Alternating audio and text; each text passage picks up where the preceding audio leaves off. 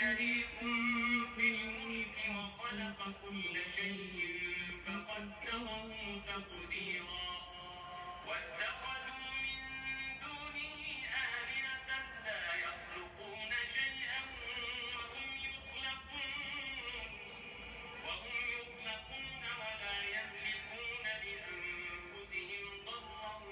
ولا نفعا ولا يملكون موتا ولا حياة ولا نشورا وقال الذين كفروا إن هذا إلا إفك افتراه وأعانه عليه قوم آخرون فقد جاءوا ظلما وزورا وقالوا أساطير الأولين اكتتبها فهي تملى عليه بكرة وأصيلا قل أنزله الذي يعلم السر في السماوات والأرض إنه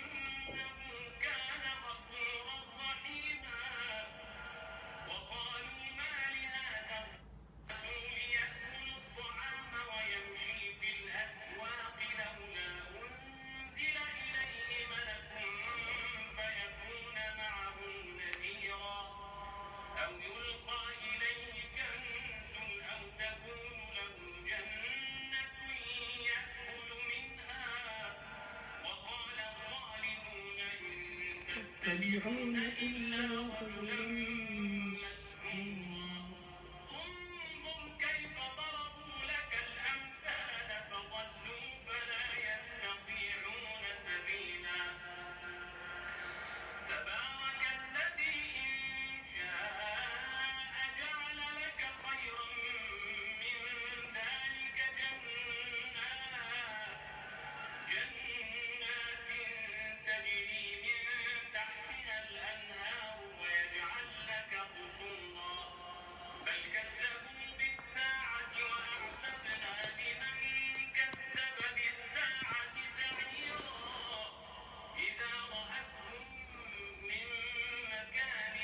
بعيد سمعوا لها تغيظا وزفيرا أعوذ بالله من الشيطان الرجيم بسم الله الرحمن الرحيم اللهم لك الحمد كله ولك الشكر كله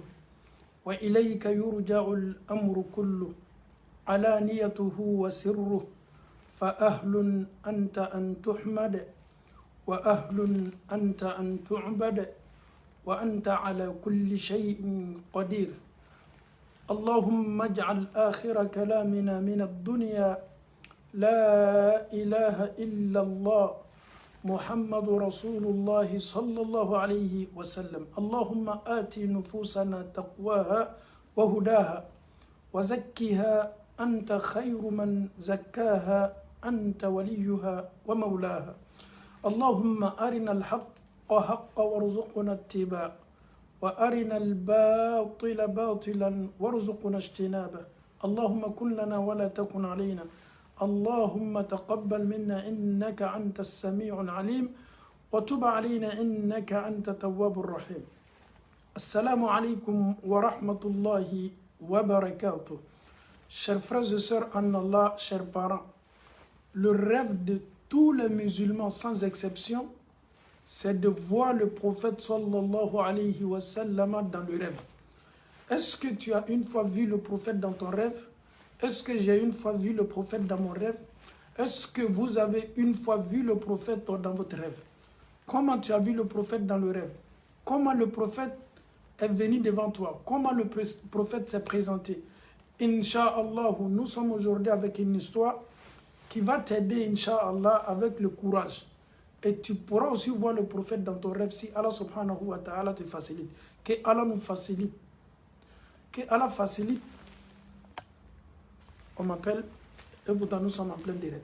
Alhamdulillahi Rabbil Alamin. Je repose la question. Est-ce que vous voulez voir le prophète sallallahu alayhi wa sallam? Si oui, si je vais voir le prophète dans mon rêve, et tiens-toi prêt, concentre-toi, Inch'Allah, écoute attentivement. Inch'Allah, on va se donner des idées, on va se montrer le chemin. Comment et pourquoi nous et vous, ensemble, nous puissions tous voir le prophète dans le rêve. Que Allah nous facilite la bonne compréhension. Ne baou ani anfaou.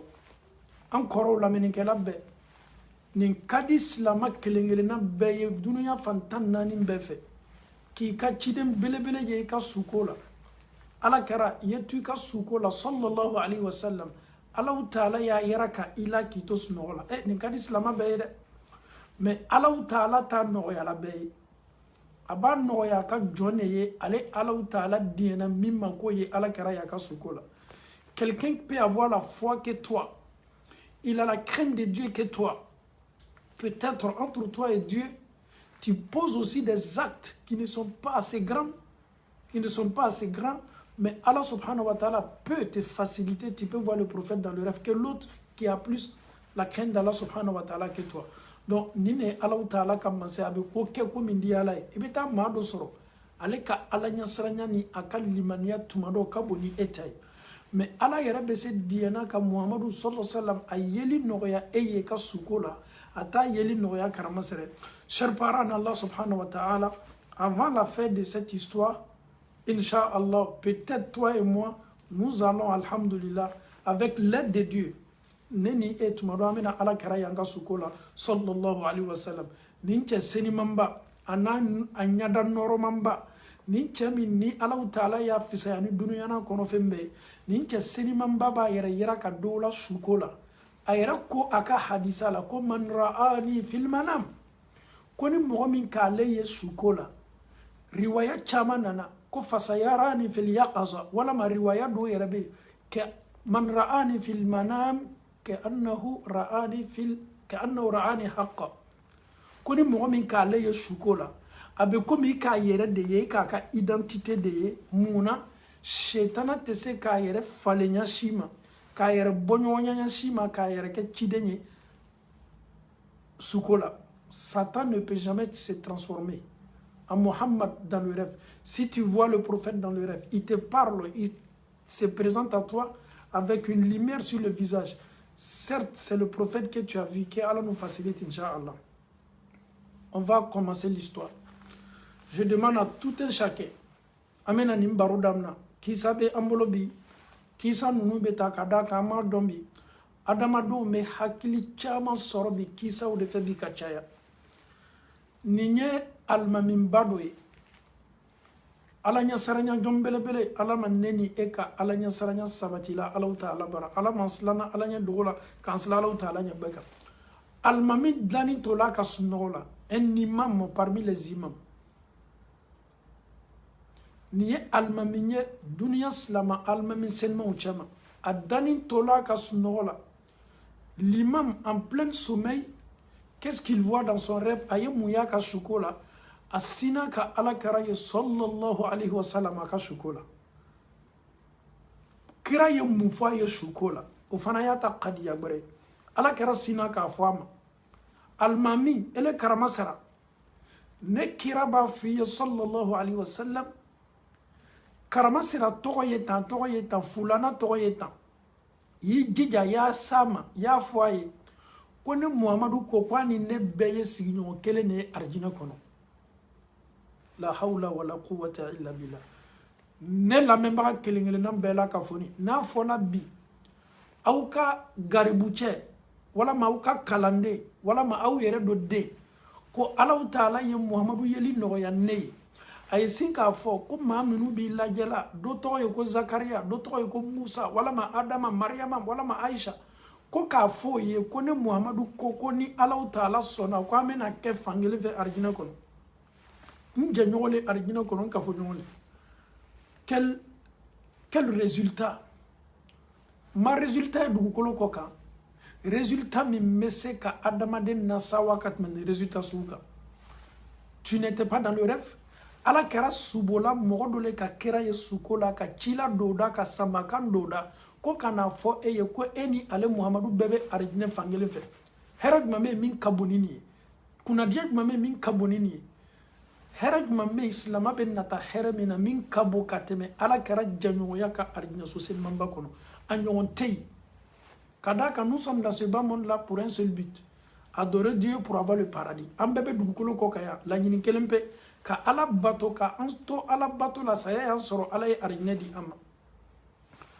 karamɔgɔcɛ ye kira ye suko la kira ye cɛ nin ta a tɔgɔ ma ko nin karama sera a tɔgɔ bɛ ta a tɔgɔ bɛ ta a bɛ dugu nin fana na n'i y'a ye y'a fɔ a ye ko ne muhamadu ko ne n'a bɛɛ la ka fɔ ni bɛ arijinɛ fankelen fɛ n kafoɲɔgɔn le arijinɛ kɔnɔ n teri le arijinɛ kɔnɔ an bɛ arijinɛ fankelen fɛ karamɔgɔcɛ wulila ka sunɔgɔ la sawa fila b'a la ale ye ala kɛra ye o sawa b'ale la subhanallah alaw taala diɲɛna ka kira yeli nɔgɔya ale ye ala kɛra bɔla ale ye suko la k'ale kuma ɲɔgɔnya ka tila fana ka ci do don a da ci min ni ale ta tɛ nin ci ye dɛ a ka kan ka ci la nin lase maa de ma kɛra ye min ko fɔ sallallahu alaihi wasallam karamɔgɔcɛ wulila nin ko ye karamɔgɔcɛ lasilan kosɛbɛ kira bɛ se jɔn ta la tɔgɔ ma nin cogo la k'a fɔ ko arijinɛ kɔnɔ den de ko ani ne muhamadu bɛɛ ye arijinɛ fankelen fɛ sallallahu alaihi wasallam karamɔgɔcɛ wuli min kɛra so min kofɔla ye kira ye ko min fɔ a ye a ka suko la a wuli min kɛra a y'a yɛrɛ labɛn a bɛ taa yɔrɔ jumɛn sɛgɛrɛ a bɛ taa nin so sɛgɛrɛ kira ye maa min ta tɔgɔ ma fɔ ale ɲɛ yɛlɛ a tigilamɔgɔ kan ka tila k'a tigi ka baara lajɛ ko jumɛn bɛ kɛla a bolo ani alaw taala yɛrɛ cɛ dogo la fo kira yɛrɛ ye ci don ale da ko kana fɔ a ye imaginons si on m'informe que le prophète m'a déjà confirmé le paradis dans son rêve ha karamɔgɔcɛ nin kuma bɛ caya dɛ o kosɔn an bɛ alaw taala dali ala ma arijinɛ di la ma parce que an bɛɛ b'an kunfɛ le mɛ don tɛ don o lɔnni tɛ maa foyi bolo mɛ ni kira ko k'ile bɛ don i n'ale bɛ kɛ arijinɛ fankelen fɛ o fana ye assurance ba dɔ ye adamaden yɛrɛ ka ɲɛnamaya la sahabaw tun ka ca mɛ sahaba bɛɛ ma nin nouvelle sɔrɔ ala kɛra ye dɔw ta o tɔgɔ ma sallallahu alaihi wasallam abubakar bɛ arijinɛ kɔnɔ radiyallahu anhu umar bɛ arijinɛ kɔnɔ usmana bɛ arijinɛ kɔnɔ ali bɛ arijinɛ kɔnɔ talha bɛ arijinɛ kɔnɔ zubair bɛ arijinɛ kɔnɔ saadi bin abi waqas bɛ arijinɛ kɔnɔ ninnu kelen kelenna bɛɛ la ka foni tala o tɔgɔ ma ko bɛ don arijinɛ kɔnɔ sahabaw tun ka ca ni mɔgɔ waa yirika ye sahabaw jamaw tun ka ca mɛ olu caman ma nin nouvelle sɔrɔ o natala ala kɛra y'olu fana ka arijinɛ kɔnɔ don confirmé olu n'o ka ala ɲasaranya n'o ka limaniya o ka surun alaw taala la mɛ olu dɔw ma lasawa k'o dotɔ arijinɛ kɔnɔ k'o ta o tɔgɔ ma mɛ ni alaw taala sɔnna baara ɲuman min kɛla o bolo a na kɛ nafaba ye o ma kiyama lo mɛ k'i ta i tɔgɔ ma k'i bɛ don arijinɛ kɔnɔ ya salam ni nin sinna k'a fɔ ko muhamadu jane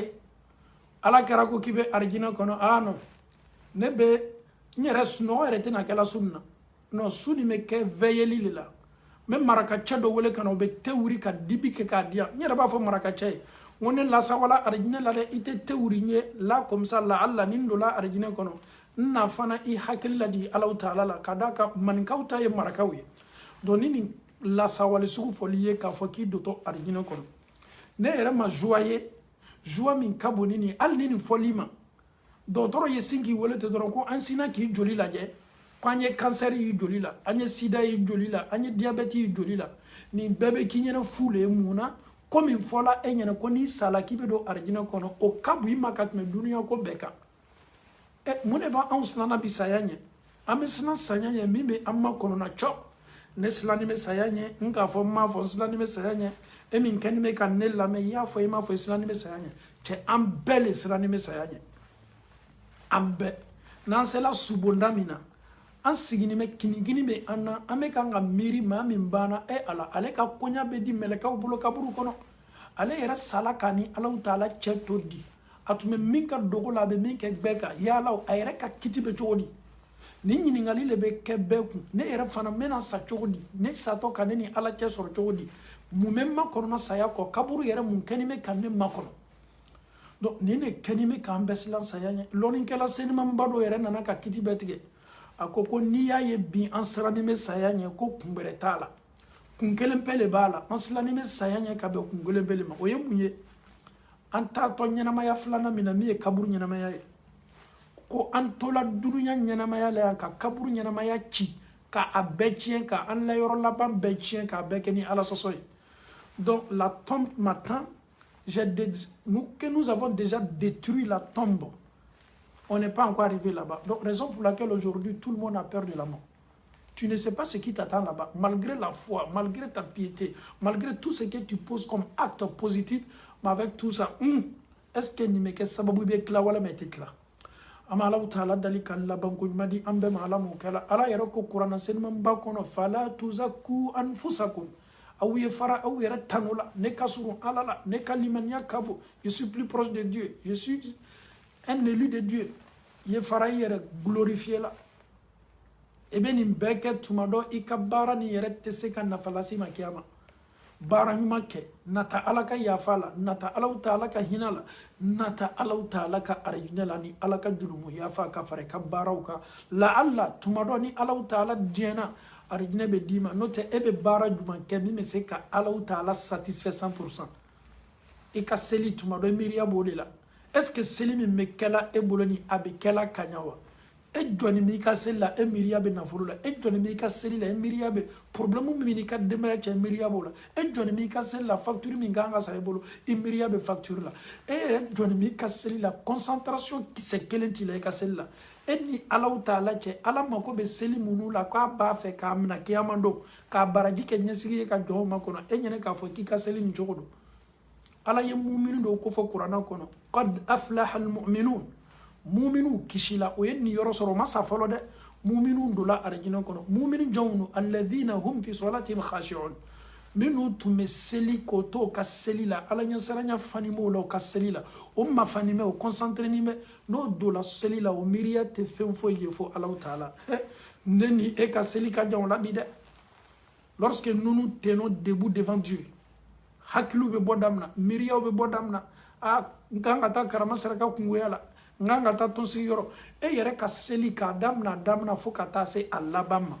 chanye chuan fo nyoy anga selu bi concentration mankeni mala fambe fe surtout Allah taala ka an munu sigoro be Ameriki ma ani Australie ani Europe ha tubabu ka bara o yere fana keni me bika an ka seli fiya bi ambulu ko sabe ateke kanya angoro lebeke seli fana ni lanzara ni fitiri olu le bebe fara nyonka aslamaw ni Allah taala koko an me fese nima akuma be chaya de ame duwule kanyere sayabe sama watimi anga bato kechugo anga seli kechugo ko dia Allah taala ala mokala ame segi kananga kisama karamo cha shukola aya shukola ye jonye dans son rêve aye ala karaye sallallahu alaihi wasallam ala karaye mufaye ko karama sera atobeta jamu meta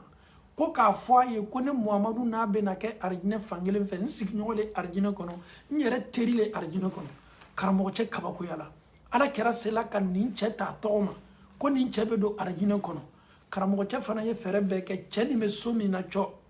a déplacer la kata soni kono o ko so slamo an kana nyon juge ya nyana mayala komi yere ka bo slamaya ye abara do lete ki islam nyon juge almami wulila abeta nin cheka ko fese ka nyanyini ala kera ka chami ta to ma ka do to arjino kono afarato ale kan arjino kono sallallahu alaihi wasallam almami bola fo anana se so kono nin chebe so mi vilimina akanyini ngali damna e me karama sera le nyini na to eta na ma nyini ngala mo mina wallahi nunu be kuma kankele est-ce qu'il ka karama sera lo karama sera jo atoko beta ele bola rojma e almamine no konye almamine ele te mo sinyini na an ka so kono ya an ka dugu kono ya an ka villa foni ala sosola ba karamo cha kaba ko yala e ala kera ko kana ni seni chema ko ni cheye arjino kono denye e au be sa fola jodi ko ni cheye ala sosola e karamo cha ere kamana gbana karamo cha kaba ko yala ala kera be se chodi ka madu ta to ma ka do to arjino kono kwa ni ne ere ke to signyoye arjine kono fangele fe e ne nana do be vilimina o be somi kono ne ye manyini ngalike ni ye mo manyini ngani nchela bebe kuma kankele ne vonye ko ni ala sosola ni ba nyini namuna. L'apparence est beaucoup trompeuse. L'apparence trompe. Et quand Adam a déniété qu'à juger, ou les kadjoubi bi an ka watinina, défaut be auna, enseignement te, ala soso bandonina, anw ne bɛ sigi ka adamadenw détail anw ne bɛ sigi ka karamasira kɔrɔfɔ anw ne bɛ sigi a tɛ siran ala ɲɛ a bɛ dulɔ min a tɛ siran ala ɲɛ a bɛ jɛnɛya kɛ a tɛ siran ala ɲɛ a bɛ tan a bɛ tan a bɛ tan k'a sɔrɔ n'i ye anw yɛrɛ ka biographie ni an ka vie lajɛ anw yɛrɛ fani bɛ julumu de la anw fani bɛ ala sɔsɔ de la anw seniman tɛ mais anw kɛni bɛ k'an sogola maa wɛrɛw ka kow de la ka ɲina an yɛrɛ jogo kɔ ka ɲina an yɛrɛ kɔ regardons un peu o kosɔn ele bɛ taa mɔgɔ dɔ neni ko ɲɛmɔgɔden sɔrɔla e yɛrɛ ka so kɔnɔ ɲɛmɔgɔden 2-3 b'i ka so kɔnɔ e bɛ baga dɔ ma ko nin bɛ ta e yɛrɛ den yɛrɛ fana i yɛrɛ woloden fana ka nin den ɲɔgɔnna sɔrɔ donc fara mɔgɔw lacɛna i da la a ɲimi ɲɔgɔnna b'i fɛ i ye duwawu k'i ta ye ala ma bɛnsema dili ta ma ka julumu yafa ɲini ta ye ka duwawu kɛ ye ala ma hakili juma dila ma mais e bɛ ɲinɛ i ta kɔ e bɛ taa farafinna labɔ bi an y'a continent o e bɛ taa lu min labɔ bi ko den min sɔrɔla a ma sɔrɔ furu kɔnɔ a ka dɔgɔ dɛ on kɛ a ka dɔgɔ kosɛbɛ ni dɔgɔmuso m'a sɔrɔ i yɛrɛ muso tuma dɔw k'a sɔrɔ walama i yɛrɛ fɛmɔgɔ dɔ k'a sɔrɔ i entourage dɔ k'a sɔrɔ a kɔni kɛla ɲaɲa i na nin den dɔ labɔ so kɔnɔ a ma kɛ komi i ka laɲini de la ele tuma dɔ i bɛ s'i yɛrɛ la mais i tɛ se bɛɛ la donc o kosɔn ni ka adamaden ye n'a bilala lajarabili bonda kɔnɔ a kɛli ka cousine ye wa a kɛli ka i masurunyamɔgɔ ye wa duwawu kɛ i kana o lacɛn i da la mɔgɔ mɔgɔ b'i sigi ka adamadenw mafɔ ka adamadenw lacɛnw da la lajarabili ni ɲɔgɔnna caman bɛ se laburu la i fana kan olu fana ka maaw ma nata o denw ye kɛ ten donc an bɛ duwawu le kɛ an yɛrɛ kun ye tant que n'i ma sa wallahi i ma bɛ ladɛnɛ na ala kɛra ka hadisa dɔ bɛ sɔrɔ sallam o bɛ ne ni e sɔn hakili b'a la hadisa ni t'a kala ɲɛsi ma n'i tɛ siran hali n'i bɛ siran ala ɲɛ i bɛ siran kira kɔni hadisa la sɔla sallam mumini a kan bɛ muminu de ma k'i bɛ adamaden ye a bɛ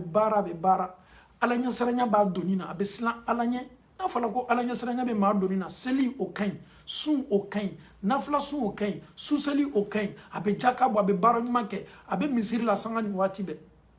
mɔgɔw dani b'a la ala yɛrɛ b'a dɔn k'a fɔ ko jɔn seniman de ko mais a tigi bɛ se saya ma waati min a tigi ka waati laban ko sɛbɛnni bɛ labori a tigilamɔgɔ kan o kɔrɔ ye di yɛlɛmani bɛ don a ka ko la o tigi bɛ sa kunnangoya la a bɛ don jahanama kɔnɔ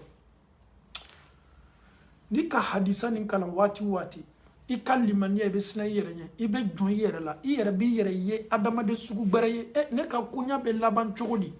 ja mɔgɔ bɛ se kɛla i ka baara ka ɲi i ka limaniya ka ɲi i ka alaɲɛsiranya ka ɲi saya bɛ s'i ma waati min sɛbɛnni bɛ labori kan o kɔrɔ ye di kiti min bɛna labori kan i bɛ sa k'i to kunnangoya la i ka baara ɲuman nin si tɛ nafa ɲɛ i ma wallahi adamaden ye siran alaw taala ɲɛ i bɛ maa dɔ fana ye jogo jugu b'a la jogo ɲuman t'a la a bɛ neni mais ale bɛ se saya ma waati min sɛbɛnni bɛ labori a kan ale bɛ kɛ kunnandijɔnw cɛ ma a bɛ sa k'a to kunnandiya bonda kɔnɔ ale bɛ don arijinɛ kɔnɔ ya salam fala tuzakku anfusakum an ye fara damadenw classé la an ye fara damadenw tala k'o kɛ tan non ne bɛ siran ala ɲɛ ka tɛmɛ nin kan ne ka surun ala la ka tɛmɛ nin kan ne ka ɲi ni nin ye ne dusuku ka sɔrɔ alaw taala le b'a ka jɔn ka kiti latigɛ ala kɛra sɔlɔ sallam a nana sukoya dɔ la sahabacɛ dɔ le tun banna ni sahabacɛ ba min kɛla muso dɔ le tun kɛni bɛ ka cɛ nin tanu k'a tanu nin cɛ tun bɛ siran ala ɲɛ nin cɛ dɔ tun na ala ka surun non ala kɔni bɛna yafa cɛ nin ma ala yafatɔ cɛ nin ma ala kɛra ka muso nin mafilɛ wuru ka muso nin mafilɛ wuru muso dɔ kumana dɛ kira ka ma ɲininka o ko mun de k'i bila a fɔli la k'a fɔ ko ala bɛna yafa a ma ko ala kɛra nin cɛ tun bɛ siran ala ɲɛ dɛ nin ka ala ɲɛsiranya fanga tun ka bon wallahi ala kɛra ka kuma dɔ fɔ muso nin ɲɛna lɔn sahaba muso nin ɲɛna lɔn a ko a ma ko hali ne muhamadu ne m'a lɔn nin ka ko kɛtɔ ɲami duwawu k'a ye an ye ala dali ala ye hinɛ la mais ka déterminer mɔgɔ ka ko la an y'a fɔ ala ma ala yafa ala ma muso ko kabini ala kɛra ye nin fɔ ale ye sɔlɔ sallam ale ma maa si seniya tuguni kabini kira ye nin kumakan fɔ ale ye ale ma mɔgɔ si lakali kɔ il est pieux, il avait la crainte de Dieu, il est très proche de Dieu. Je suis sûr et certain qu'Allah va lui donner le paradis. Il est parmi les martyrs. Le prophète dit non. Il faut prier Dieu pour lui. Duwawu k'a ye, hina ɲini ala fɛ ala ye hina k'a kan mais i b'i déterminer ala ka ko la ɲama to cogo la dɛ subhanallah muso ko kabini kɛra k'o fɔ ale ye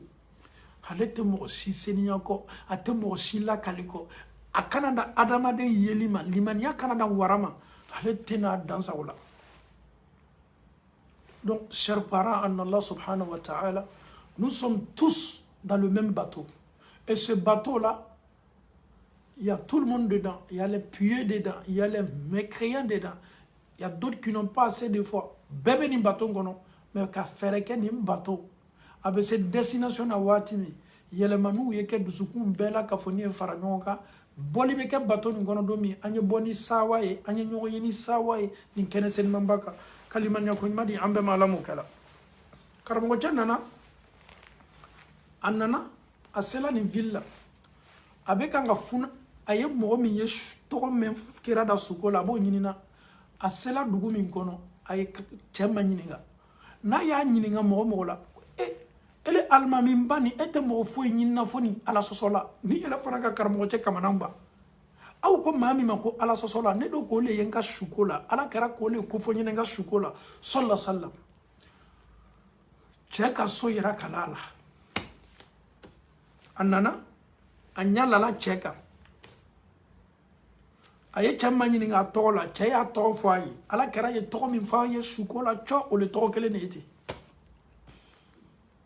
a y'a ɲini cɛ fɛ ale ye lonan ye ni cɛ bɛ se ka a jigi a ka so kɔnɔ ni cɛ bɛ se ka a kɛ lonan ye cɛ ko a ma ko baasi t'a la ne bɛ se k'i lajigi n ka so kɔnɔ mais condition 3 ni k'o respecter i bɛ kɛ lonan ye ne bara yan karamo almami ko ama ko basi foyi t'a la almami nana kumina ma na kun fɔ a ma foyi fɔ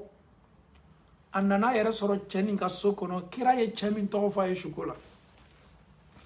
condition fɔlɔ a jatigicɛ ko a ma a nana jatigicɛ min fɛ yen cɔ ni kira y'a ko fɔ a ye suko la jatigicɛ ka condition fɔlɔ ko n'i nana ne fɛ yan ni k'i bila yɔrɔ min ye sigi ye dɛ i y'a to n ye sigiyɔrɔ d'i ma ok i ka kan ka sigi yan i ye sigi ye o ye condition fɔlɔ ye condition filanan i kana ma ɲininka ko foyi la fo ne yɛrɛ ye ko file ye ne me pose pas de questions nin fana ye jatigi min ka condition fanga ka bon dɛ e lona ne nani e fɛ e ko lona ma k'i ka condition fɔlɔ ni ko a ye sigiyɔrɔ min na a ye to yen condition filanan a k'i ni ɲininka foyi la fo ni ele yɛrɛ ka min ɲini a fɛ condition 3nan o yɛrɛ fana ka gɛlɛn n'a bɛɛ ye condition 3nan ne le bɛ décision bɛɛ ta ni k'i bila yɔrɔ min na i to yen i kana ma ɲininka foyi la ne le bɛ décision bɛɛ ta lonancɛ ko a jatigicɛ ma k'i ye min fɔ n sɔnn'a ma n sɔnn'i ka condition ma ni condition bɛ an hakili lajigi Musa ni Khidiru la Musa na min kɛla Khidiru fɛ k'a nana ka na lɔnni ɲini Musa alayhi salam Khidiru fana ka condition dɔ le tun ye ten Musa ni nana n fɛ yan lɔnni ɲini na i kana ma ɲininka dɛ ko tɛmɛtɔ i ni ne ka taama kɔnɔ y'i je fo ne yɛrɛ ye kuma f'i ye lonancɛ a n'a jatigicɛ o bɛnna nin condition 3 ma mais ne ni e ye ko dɔ faamu an y'a dɔn k'a fɔ ko lonancɛ nana kun dɔ le kosɔn jatigicɛ fɛ ye kun jumɛn don a ye suko min kɛcɔ k'a ka jatigicɛ ye ala kɛra ye jatigicɛ nin ko fɔ a ye suko la ko arijinɛ kɔnɔ den de ko a ni kira bɛ ye fankelen fɛ arijinɛ kɔnɔ a fana nana ka n'a lajɛ maa sugu min ye nin cɛ ye a fana ye baara ɲuman lacaya pour que a fana ye arijinɛ sɔrɔ ale de donna nin ka so kɔnɔ nin cɛ bɛ so min kɔnɔ a y'a ɲininka mɔgɔ mɔgɔ la bɛɛ ko ala sɔsɔla le ko makabani ne b'o ye dɛ ale yɛrɛ siginin bɛ sa a bɛ calcul la a bɛ kan ka cɛ nin lajɛ cɛ nin sinna ka na ni dulɔ tun bɛ kɛ fɛn min na olu ka waati la dɔlɔ a sinna ka na dɔlɔ bila tabali kan a bɛ cɛ kɔnɔ ko dɔlɔ de b'a la a bɛ lonancɛ kɔnɔ ko jatigicɛ Et pourtant, dolo be kɛ o de la. Bɛɛ fana k'a lɔn k'a fɔ ko dolo be kɛ nin de la. A sina ka dolo bila tabali kan. Lonanca siginin bɛ a ka dolo ye a hakili la a ɲɛnɛ dolo le. A miiriya ka mun ye? Ko ala kɛra bɛ se cogo di ka ni maa sugu ɲɔgɔnna ta tɔgɔ ma suko la k'a fɔ a bɛ don arijinɛ kɔnɔ ko a yɛrɛ fana bɛ kɛ fankelen fɛ ni ala kɛra ye arijinɛ kɔnɔ sallallahu alaihi wasallam. Nin ye ko makamanniba ye, nin ye kabakokoba ye, hakili bɛ se sɔnna nin ma. A bɛ kan ka nin kuma fɔ a yɛrɛ kɔnɔ, nin ko y'a dépassé. Allah, d'après les Africains, histoire d'Amnate, histoire laban o kosɔn an y'a ɲini silamɛw fɛ an bɛ to ni histoire ye fo ka taa se a laban fo bato bɛ taa se cɛŋɛ ka yɔrɔ min na kuru ni Alahu Taala sɔnna kabako ko bɛ nin histoire la bi an ka kuma laɲini bɛ na bori o de kan. Lonacɛ siginin bɛ a ɲamɛ jatigicɛ y'a essayer comme k'a b'a bolo sela nin fɛn ma ale miiriya la k'a fɔ min ye dɔlɔ ye. Lonacɛ sinna ka kuma daminɛ. Ittaqillah, sila Alahu Taala ɲɛ ni ye mun ko sugu de ye.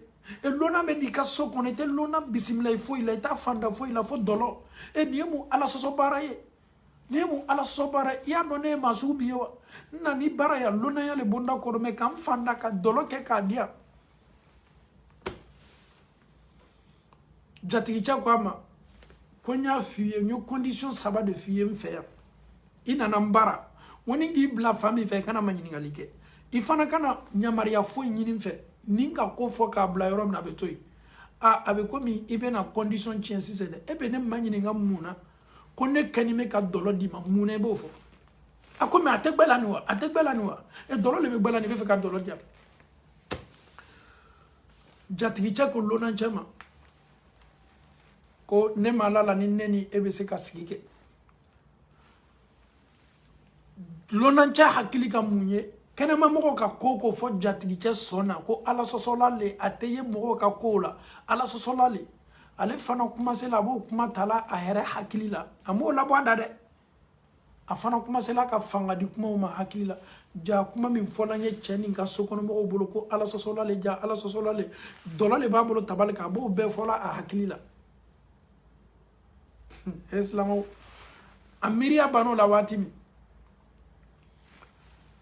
a ko cɛ ma ko n'i y'a ye ne nana i ka so kɔnɔ yan ma n'i ka so kɔnɔ yan juguman na n nana i ka so kɔnɔ ka n'i lajɛ le i ni ala cɛ bɛ cogo di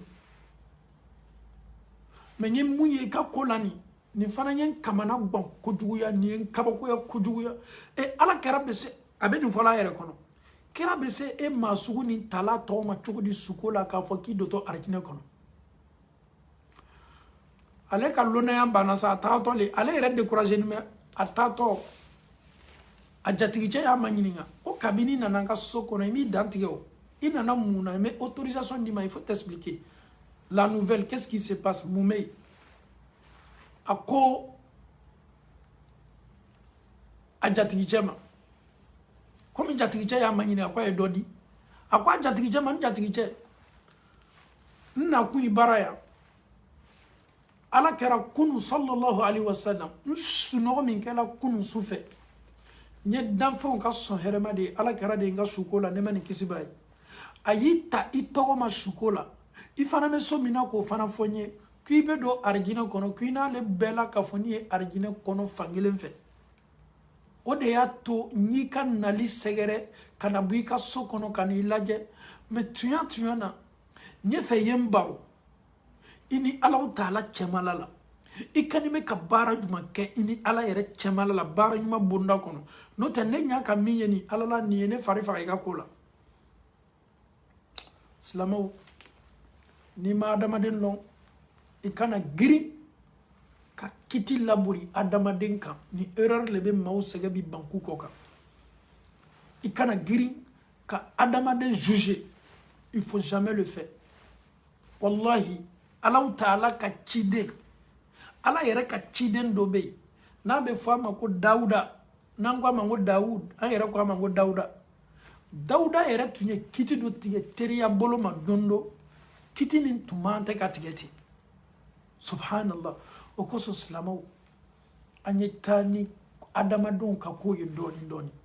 o de nafa ka bon an yɛrɛ ma an bɛ bɛn sababa ma o de la o de bɛ an ma dɛmɛ an ka ɲɛnamaya la n'o tɛ ni girinna ka adamaden juger a laban ye nimisa ni bɔnɔ de ye an bɛ ala dali ka silamɛw tanga ka bɔ a ma ala m'o kɛ la jatigicɛ ko lonancɛ ma lonancɛ de y'a ma ɲininka i ni ala cɛmala la e bɛ mun kɛla i ni ala cɛmala la dogo yɛrɛ la parce que n ye min ye le rêve que j'ai fait là n ye suko nin ye yɛrɛ yɛrɛ yɛrɛ suko nin lankɛnɛmaya la ɲakɔrɔ a lankɛnɛmaya la ɲakɔrɔ kira ko n ye sallallahu k'i bɛ don arijinɛ kɔnɔ k'i n'ale bɛɛ ye arijinɛ kɔnɔ fan a bɛɛ bɛ kɛ fankelen fɛ arijinɛ kɔnɔ jatigicɛ il doit s'estimer heureux a ka kan ka sawa ala kɛra mɔgɔ dɔ sukola kɛra la ko kana nouvelle fɔ ale ye mais wallahi silamɛw jatigicɛ ye baara kɛ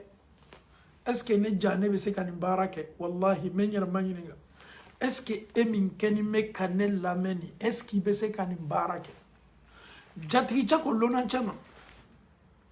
ko n ma deli ka dɔlɔ min kabini ala ye n da n ma dɔlɔ min ka ɲɛnamaya la fɛn min sigini bɛ tabali ka ni dɔlɔ tɛ ayi dɔlɔ tɛ nin tun ye n ka lajarabili ye k'a lajɛ i ye lona sugu jumɛn de ye ne ka se ni dɔlɔ min ma n ma dɔlɔ min fɔlɔ n tɛna dɔlɔ min na dɔlɔ yɛrɛ tɛ n ka programme na mais wallahi ne san 40 ne ten secret dɔ bɛ yen a bɛ ne ni alaw taala dɔrɔn de cɛ danfɛn foyi ma bɔ a kalama ya salam que ala fasse de nous ala ma ne ni aw kɛla maaw cɛ ma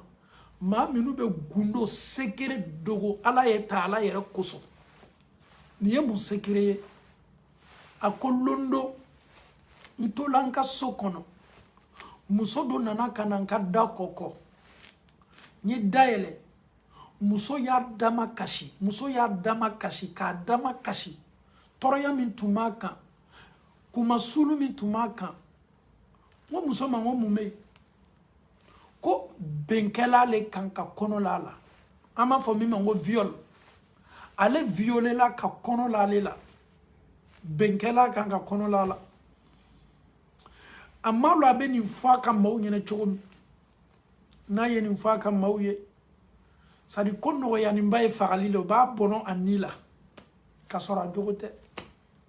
kɔnɔ min b'ale la nin n'ale yɛrɛ m'a dabɔ a kama ni bɛnkɛla a kama ale sela nin cɛ ma alaw taala kosɔn n'i bɛ se ka n furu ka nin kɔnɔ ko dogo k'a kɛ sekere ye danfɛn kana bɔ a kalama alaw taala yɛrɛ kosɔn monsieur Diané j'ai touché où ça fait mal là. Une femme vient taper à ma porte. J'ouvre la porte à la femme. Et la femme me dit que non, elle est enceinte. Elle a été violée. Si je peux la protéger, si je peux la marier pour ne pas que ses parents la tuent. Si tu étais à la place de ce monsieur, qu'est-ce que tu allais faire? Si j'étais aussi à la place de ce dernier, qu'est-ce que j'allais faire? C'est une question qui reste posée. Quelle que soit ta foi, regarde-toi dans le miroir et essaye de mettre toi à la place de ce monsieur. C'est tellement facile la foi, c'est tellement facile de dire je suis un croyant. Mais ce genre d'action, ni action sur nous, on a. Muso dole na ni soro, kwa konomali, ko mɔgɔw bɛnna kan, k'i y'a sutura ala yɛrɛ kosɔn. N'a y'a faamu k'a lɔn, o b'a tubi k'a harami, parce qu'ils vont, comme ils vont comprendre ko mɔgɔ le bɛnni kan, an yɛrɛ ka mɔgɔ dɔw ka enquête yɛrɛ mako t'o la. Le monsieur, subhanallah, il a su protéger cette femme-là. Muso ni jigila a yɛrɛ banna fana ka muso ni furu k'a k'a muso ye la hawla wala quwwata illa billah a ye muso ni furu k'a k'a muso ye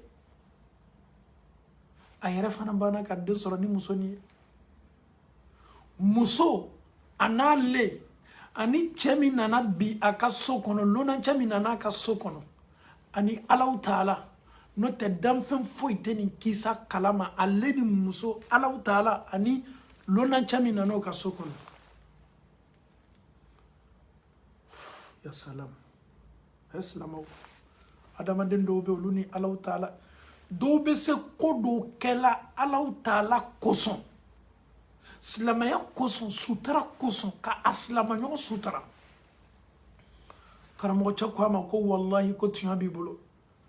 munna karamɔgɔ cɛ ko a ma ko ala kɛra ko sallallahu alaihi wasallam ko man satara muslima ko maa min n'i ye silama dɔ sutura maa min n'i ye silamaɲɔgɔn sutura kɔnɔnafili nin ma kan kɔnɔnafili koba nin ma kan k'a bɔ a ka sutura la ko ala b'i sutura duniya ala b'i sutura lahara. Imaginons,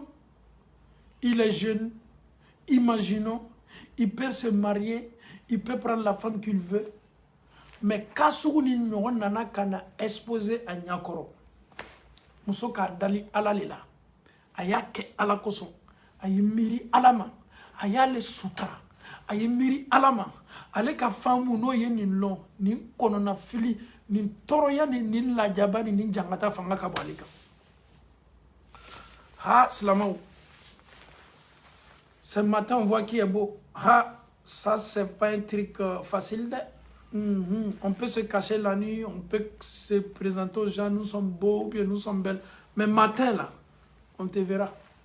Et souffle le maoubo et rao. Sinon, soma, ibe nyami mebedo. Ninka limanya laje, neni emime kanga foka, lame anyanyere laje miroir là. Est-ce que nebe sewa? Est-ce qu'il est faname sewa? Muso do ye na ama ka a yɛrɛ dama kasi an ye ko benkɛla ka a violela o ye muso tɔɲɔ ele le bena kana muso ni ɲaji cɛ ka muso ni bɔ kuma sulu la ko min kɛla la ni le tɛ muso ni bɛ sa a lebu bolo so kɔnɔ a bɛ sa a kuma sulu bolo jɔn bɛna la la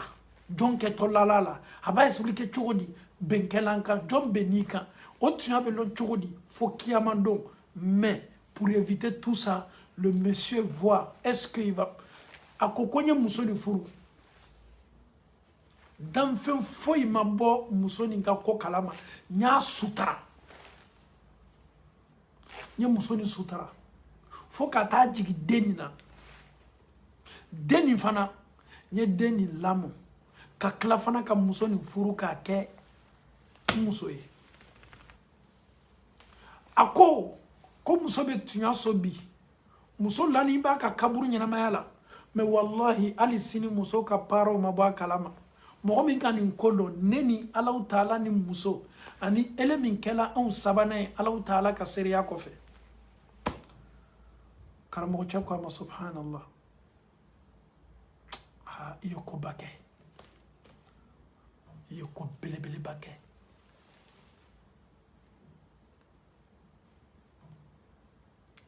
a ko karamɔgɔ cɛ ma ko ɲina ko a ka d'a ye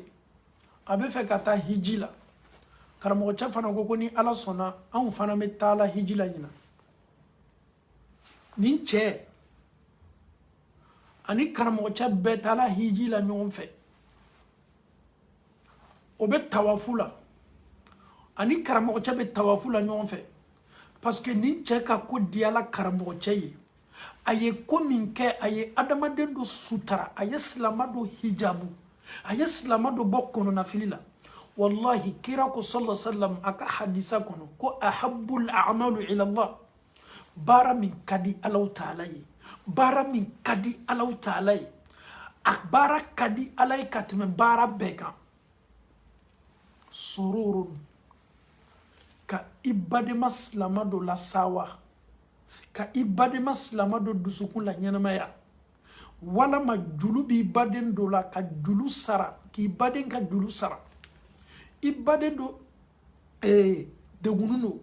k'a ka degun wuli ka bɔ a kan i baden dɔ tɔɔrɔya fanga ka bon wallahi i yɛrɛ b'a dɔn k'a fɔ a tɔɔrɔnin bɛ ele ye sin dɔrɔn ka na geste kɛ i bɛ geste min kɛla o ye dɔnnikɛlaw ko ka tɔɔrɔya wuli ka bɔ adamaden kan ka i baden dɔ ka haju nɔgɔya o ka bon i ma ka tɛmɛ duniya misirilɔ bɛɛ kan o ka bon i ma ka tɛmɛ ko bɛɛ kan ka d'a kan adamaden dɔ bɛ makoɲa la i nana ka na bɔ kɔnɔnafili la k'o baara ka di Alahu Taala ye ka tɛmɛ baara bɛɛ kan kira de y'a fɔ sallallahu alaihi wasallam julu bɛ maa joli la anw cɛ ma anw ka sigida la an b'a dɔn o tɔɔrɔnin bɛ sebe an ye k'o dɛmɛ k'o ka julu sara an t'a sara an yɛrɛ ma ko tɛ olu bɛ sa ka julu to o la o be sa ka sɔrɔ o ka ko dɛni bɛ juru la a don se bɛ ne ni e ye k'a sara e bɛ karamɔgɔ wele su ni tele karamɔgɔ n bɛ fɛ ka saraka bɔ karamɔgɔ ala la n bɛ fɛ ka kɔlɔn sogi karamɔgɔ n bɛ fɛ ka foraji sogi baara ɲumanw le mais baara min yɛrɛ ka bon ni nin bɛɛ ye i ka famille lajɛ i ka sigida lajɛ i ka communauté lajɛ i baden minnu tɔɔrɔlen bɛ n'o tɛ nasɔngɔ sɔrɔ la o bɛ na gbɛn ka bɔ o ka bon kɔnɔ denw tɛ taa la kalanyɔrɔ denw tɛ se la ka scolariser wallahi i ka wari ta k'a don o la o nafa ka bon i ma ni ka yɛrɛ bɛɛ ye. Il souffre. C'est toye. Belaya boka, toroya boka. Itoloya mendoroko eko karama sera dengbena kabo ekola, a dengbena kabo kalana. Ilonye doni nata pour que denye se kalangela. Iketo bara min kela o ye no baraji yeraka ela kiyamalo ibi shibe ke bara ola. Karamoche ani ninche obe hiji la obe tawafula watimi. Alama hiji no alambe anyere fana me duwo ke alama nyina hiji alama bola note salon client be saruna sinin tawbe olu shima ta folo donc ni kamana gba me fambe fe ite ma fo ye mimi déterminé hiji kena kebaliya ka foko alala dengene ya be ne bolo hiji boto wala matena bola ala taala le benin don ame duwo le ke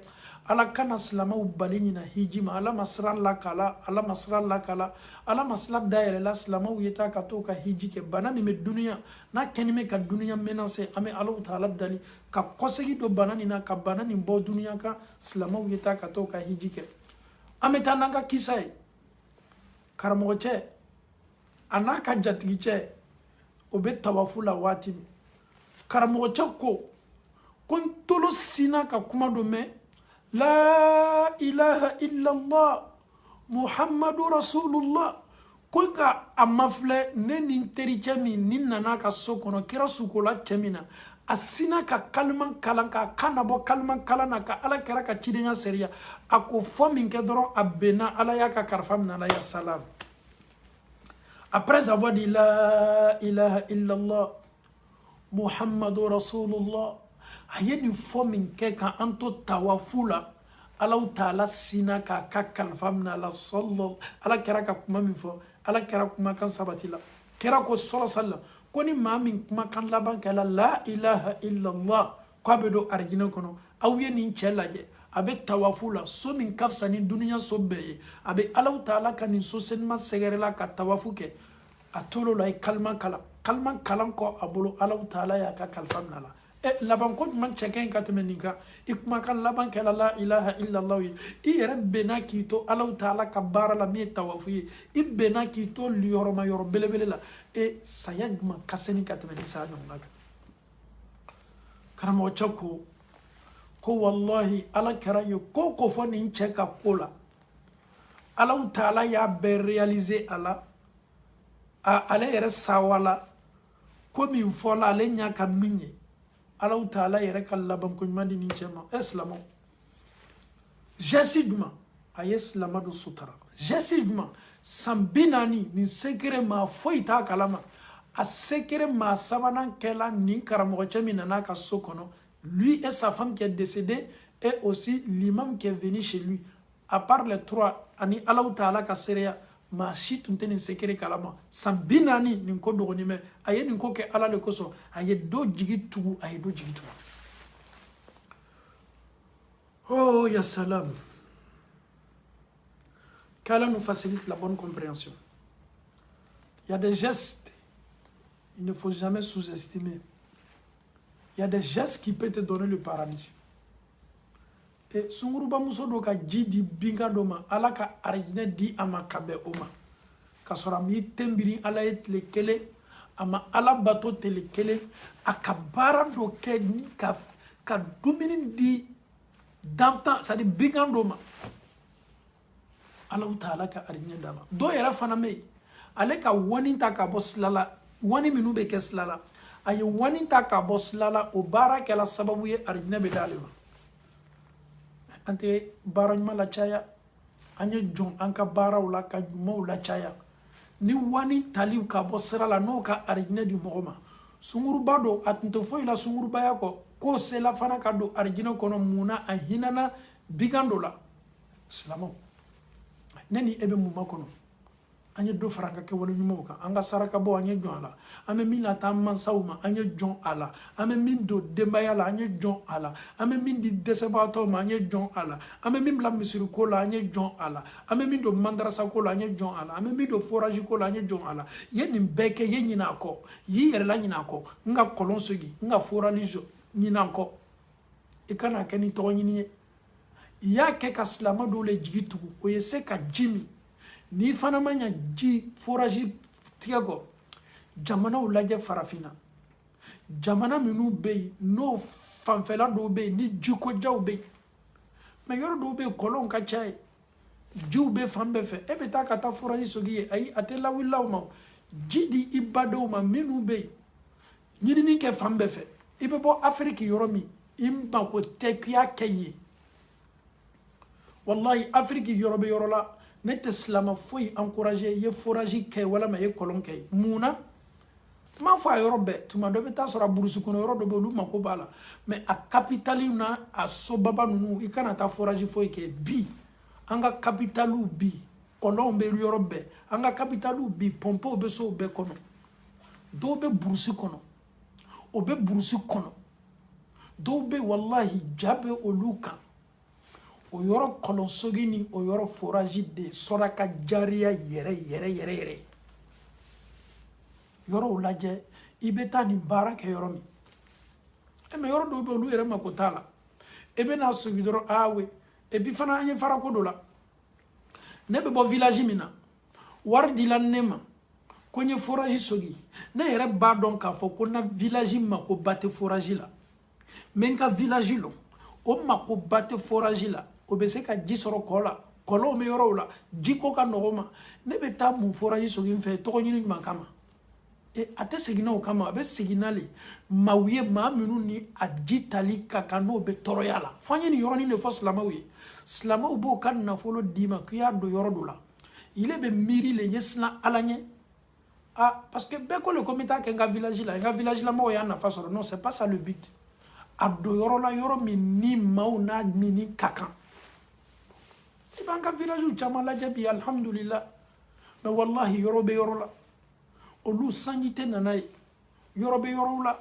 olu mininju ni nyala la kan obe kilomètre le tama kata jikola o don bo kola o sembe be perempere e na fola ko kolon wala ma forage do na sogi ko luka tama la sunya e neni e yere kaganga donc avo ja ayra sogi yoro nyana male ni ibe ta anga village la surtout bi deme minu be deme o kela no be kolon sogi la itoro be sebaka wallahi ni kolon boni me yoro la pu mo yere ti yere servi la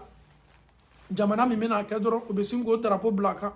mi ma ka doro hotel la nyinye e be na fe no sogi mo ye ko yo yere na fala olu yere te sela tala parce que jibo lu polo déjà olu yere ma bo kan kolon ji tala kuma to ko kanele tata donc c'est pas ça le but anye fara okosula ni manya kolon sogi ko ni manya forage boko ni na ka village ko ni na ko beko na so ka village mako pa la bashita la mais tu na e yere ba donc a fo iseli ka village la i ba donc ko mo be se o yere koroy kolombo ka so ko no be ta jiu manjon la i jilaja ay ta so yoro gore i ka ele tay munye don village la ninga so nga village la he karama jara ka village ka da ede abe here be sama kana ka village la nyina oko nyina toko tobe koko la nyini na fa foitala ma yo kan na folo dima danantia de koson do ibi jila da slama de toronime dunia fantan nani ni befe abese sugina yoro minula wallahi kata suyi afrique de la soro eurobe ni kanem manyininga tunya kolon kakan ka sugi yoro juma forage kakan ka ke yoro juma bi kachaya anya jamana minu no kasuru désert fanfela la anya jamana ma minu ni o kasuru désert yoro la nyini kata kanga kele olu dobe wallahi ni sela ka todaw no ka bursu kono yoro la ele yere be masaya la sigi Allah taala ma ka foko ka ko libe ke jibina esko belewa ibe ta deun soro betle worum vla plein ko mako ni kame ko be ko lansa wole be jila non anye dien ka deme nya si yoro la yoro minu ni deme nali kaka deme ka nga la se yoro munula anyan jija ole fana kan eye deme ka ki yere laje ki ka so laje ki ka village laje ay foko karama sera nyon bara nyuma kala ta ka so kono la yin to yede na ko bana do la to bonda kono bara ki foi tala Allah taala bara e kana nyina ka foko adama den si yoro ma folo saba min do to jahannama kono kiyamalo Abu Hurairah yani hadisa la kali jana ya la kali akirina shuan saba na kirina abe wuli na kirina abe wuli na kirina abe wuli amma nyini ngala ko mo folo saba mi do jahannama kono jahannama be na meneni ma folo saba mi a saba do ye munye ma mi ni ala ye na folo dama ala ba ma nyini nga ele na folo min dilima yake munye ala nye demen kala nye feritanu deme nye kolon sugi nye foraju ke nye misuru jo nye mandrasa jo nye desabato deme nye feritanu deme nye kalaw sarala nye nga wardo ala kola ala ba fayna ko wuya fola ile galon tigela ile wuya fola wari min ne ala taala ya dima ya do ni bonna la ne ala nya seriala ma me la nyini juma tumila ifka do fen na watini ima ke tole ko sonwa ay foko karama sera nyon saraka bolate ay foko karama sera nyon soningelate ikalla nyini tunye tole note ya dicho ala yere seriala dilima ala be singa fino ko wuya fola melekaw aw yeni cheta ka lafili tasmana anaka saraka bona ka kobe muna parce que saraka boni ko fel la nyini min tumale la ole doron to yefo o ko so jija wari min tatubulo ka do saraka la wari min tatubulo ka do demena inni ala yere chemala la idanimi ka mamina la dirimina akale ka almamiye kale ka homme de confiance ijija wari ni yata yeta kolon suginay ijija wari ni yata ya do forage la c'est très important an yere be to yanka faslama be wallahi an kanu ɲɔgɔn ba an ka karamɔgɔ belebele imam Abdoulaye Koita o ka organisation min baara kɛ Al-Kawsar be kɔlɔn sigi yɔrɔw la yɔrɔ minnu alhamdulillah n'o aminali ka kan donc i be se sela o ma o be information d'i ma o fana ka ɲi kosɛbɛ olu be déplacer ka taa yɔrɔw de la imam Koita ka jakuru min n'a be fɔ a ma ko Al-Kawsar kolonsogi be o ka programme na kosɛbɛ badow bi ɲasin o ma ka bɛn o ka kolonsogiw ma tuɲa na i be se tɛmɛna ni sila ɲɔgɔnnaw caman kan o fana ka fisa mais silaw be sila la n'i y'a di sila olu la i ka laɲini yɛrɛ ma mafa a dola bonda minnu fana na a bonda fana ma nafa ɲa minnu ele kɔni ka baraji b'a nɔ la mais i y'a di minnu ma ko i ta ka caman na olu taala ka o yɛrɛ ka so kɔnɔ de ka da ka ala ɲɛsiranya dɔgɔyala ko bɛɛ la an bɛ alaw taala dali limaniya ko ɲuman bɛ alaw taala bolo k'o di an ma ala m'o kɛla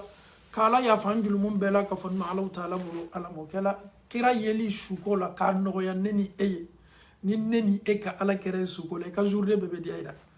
i tɛna ɲada yela ɲada min ka seni ɲada min nɔrɔni bɛ ka tɛmɛ danfɛnw ka sɔn hɛrɛma ɲada kan si tu vois son visage dans le rêve c'est un visage qui brille a ɲada senima ni a bɛ mɛnɛmɛnɛ subhanallah a yɛrɛ ko ten ko n'i y'a ye suko la k'i y'a ye yɛrɛ yɛrɛ de ale le cɔ sika foyi t'a la ala m'a yeli nɔgɔyala an ye baara ɲuman kɛli la caya sɔlatu la caya kan a kanutuya kan ye baara kan min ɲini fɛ a caman na ni alaw taala sɔnna ala n'a yeli nɔgɔya ye ala m'a yeli nɔgɔyala an bɛɛ ye ربنا آتنا في الدنيا حسنة وفي الآخرة حسنة وقنا عذاب النار ربنا لا تزغ قلوبنا بعد إذ هديتنا وهب لنا من لدنك رحمة إنك أنت الوهاب اللهم أرنا الحق حقا وارزقنا اتباعه وأرنا الباطل باطلا وارزقنا اجتنابه اللهم كن لنا ولا تكن علينا اللهم انصر من نصر الدين واخذل من خذل الدين ربنا آتنا في الدنيا حسنة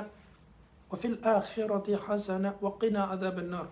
ربنا لا تزغ قلوبنا بعد إذ هديتنا وهب لنا من لدنك رحمة إنك أنت الوهاب صل سبحان ربك رب العزة عما يصفون والسلام على المرسلين والحمد لله رب العالمين السلام عليكم ورحمة الله وبركاته